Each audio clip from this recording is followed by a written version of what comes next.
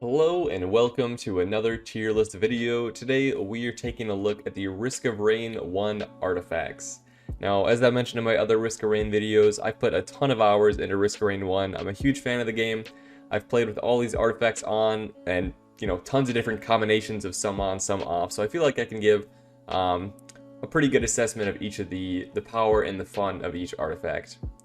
Starting us off, we have the Honor artifact. Now this turns every enemy into an elite enemy, so pretty much just adding a bit of difficulty to the game.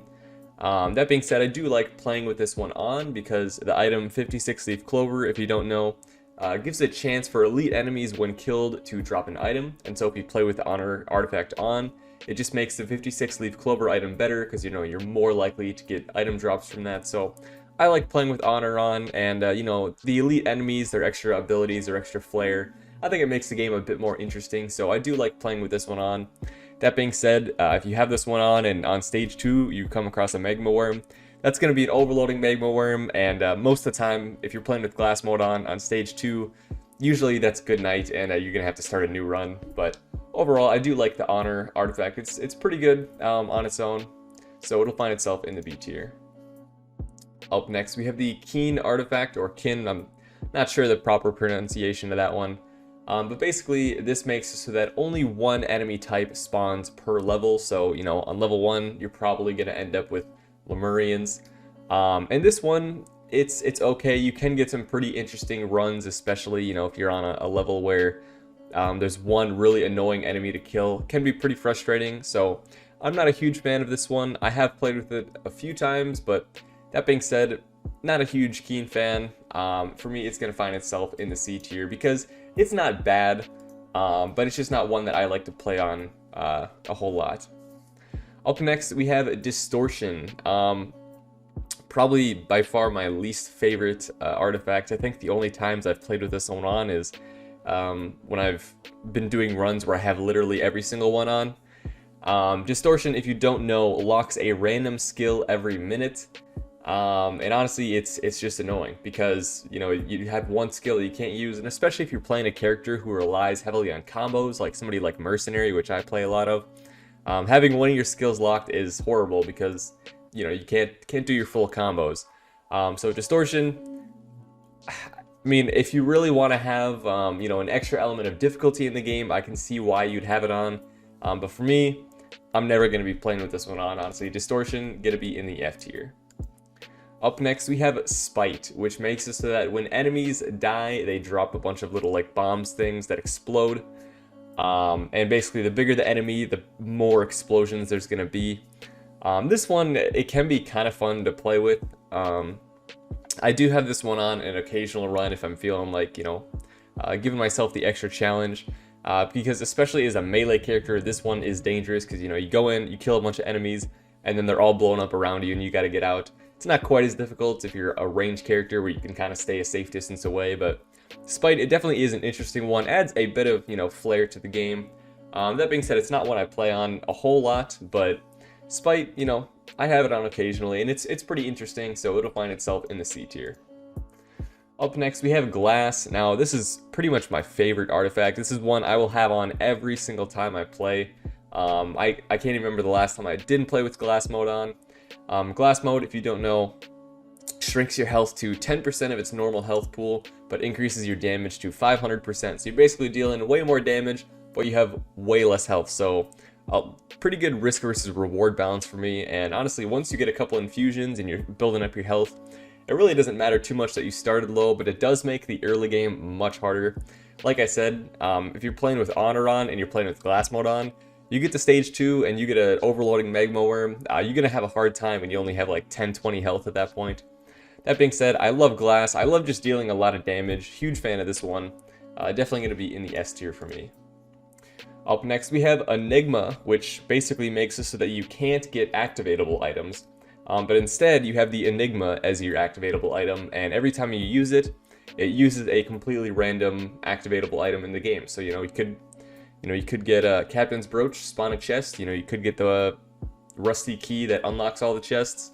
Or you could get Glowing Meteorite and end up killing yourself with that. So I think Enigma is pretty fun. I don't think that use items in themselves are particularly super important in a normal run, so I do think that turning on Enigma is completely fine. You know, you're not gonna have a super hard time if you don't have any useful use items. And it's always kind of fun just seeing which one you get just using Enigma on cooldown. You know, sometimes you get really lucky and you get a really good use item at a time that you need it. Other times you get Rotten Brain. That being said, I think Enigma is pretty fun. You know, it's one that, you know, it doesn't really add too much difficulty to the game, doesn't make it easier. Just kind of a middle of the road one. You know, if I'm feeling something different, I might throw on Enigma, so it'll find itself in the A tier for me. Up next, we have Sacrifice. Now, this makes it so that chests will no longer spawn on the map. Instead, enemies have a chance to drop items. This one is pretty interesting because, you know, you don't have to worry about like money or like going to the edge of the map to find items. I do kind of like playing with this one on because, especially in the early game of other runs, you know, if I have money and I know there's like 2 chests on the other side of the map, but the portal's on this side, I'm like, do I really want to walk all the way over there to open the chests and then come back to the portal?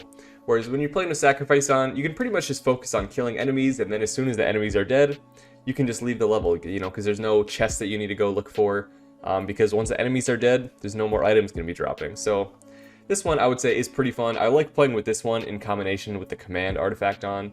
So Sacrifice, definitely a pretty fun one. Has some good combos with other artifacts, so going to find itself in the A tier for me. Up next, we have the command artifact. Now, this one makes it so that items are no longer random. Instead, when you purchase an item or you get an item drop, if it's a common item, you'll be able to open the box, basically, that it drops, and you'll be able to choose any common item. If it's a rare item, you know, you can choose any of the rare items, usable items. You get the idea. Basically, you get to choose what items you get. This one you can really have a lot of fun with. You know, playing with Glass, Sacrifice, and Command is a pretty fun combo, in my opinion. If you haven't given it a try, it's really fun. You can get some really wacky combos going. Something my friends and I will do is sometimes we'll play with Glass and Command on, and then we say, okay, you can only choose 1 common item to get, only 1 rare item, and only 1 uncommon item. And so pretty much you only get 3 items, but you can get a bunch of those. And, you know, it's fun to try and figure out, like, what are the best combos, like, which 3 items can I get that are going to work together super well in order to make the run, you know, still work. So we have a lot of fun with that. If you haven't done that, it's pretty fun just to add an extra challenge, you know. Really makes you think about which items work best together. So I'm a huge fan of the command artifact. Adds a lot of fun to the game, a lot of variety. Definitely going to be an S tier for me. Up next, we have Spirit, which makes it so that players and enemies move quicker at lower health. So, you know, if you're taking a lot of damage and you're almost dead, you are flying. I mean, you go like super quick. And same thing with enemies, you know. Overloading magma worms. Once you've like almost killed it, that thing is flying around the map. So I will say it adds some interesting aspects to the game. That being said, I'm really not a fan of this one because, you know, when you're at low health and you already have a lot of speed, you are moving so quick that it's almost hard to control your character. So personally, I'm not really a fan of that. And then super fast enemies, you know, it can be annoying, but honestly, the thing that annoys me the most is the player speed, because I'm somebody who likes to have my player moving a consistent speed. You know, I can get used to it. You know, I know how far I'm going to jump, how far I'm going to run. But when you're taking damage and constantly changing how fast you're moving, it's kind of hard to control your character, honestly, and get used to it. So Spirit, I'm actually not a huge fan of. Don't hate it quite as much as Distortion, but still not a fan of this one, and probably the second least favorite one on this list for me, so it's going to find itself in the D tier. Last, but certainly not least, is Origin, which I believe you unlock this one from playing a run with all the other artifacts enabled and winning. I think that's it. You can correct me if I'm wrong on that. But Origin makes so that every 10 minutes, imps invade the map. And honestly, this is kind of just a fun one to put on. I almost always have this one on because it doesn't add a whole lot of difficulty. But, you know, every 10 minutes, imps invade the map and the imp boss also spawns. And so you can get a drop from the imp boss. So I see it as pretty much every 10 minutes, you're going to have an extra boss spawn and you can kill him for an item. So overall, it's pretty good. Nothing really special. I don't really notice the difference if I have this one on or off. I just kind of turn it on because, you know, it doesn't really add too much difficulty. It just adds an extra item every 10 minutes for me pretty much. So that one going to find itself in the B tier. Well, that's my list. Let me know your guys' thoughts, and I hope you enjoyed.